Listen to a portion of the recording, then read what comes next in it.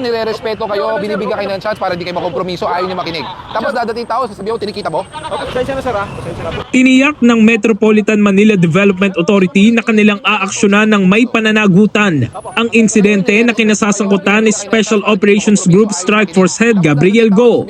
Ayon sa MMDA, nakapag-usap na sila kay Senator JV Ejercito upang linawin ang issue, lalo na ang reklamo ng isang babaeng traffic enforcer na binanggit sa naturang post ng senador.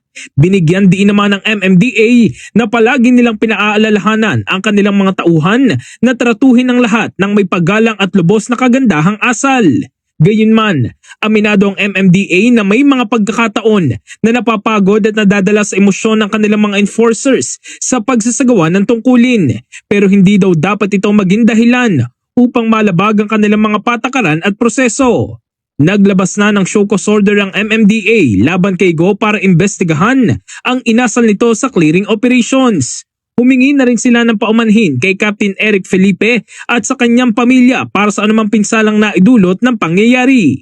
Nakipag-ugnay na din ng ahensya sa mga opisyal ng Philippine National Police, National Police Commission at Quezon City Police District upang tiyakin na ang insidenteng ito ay hindi makakaapekto sa kanilang magandang relasyon at patuloy na koordinasyon, respeto at kooperasyon sa pagitan ng kanilang mga organisasyon.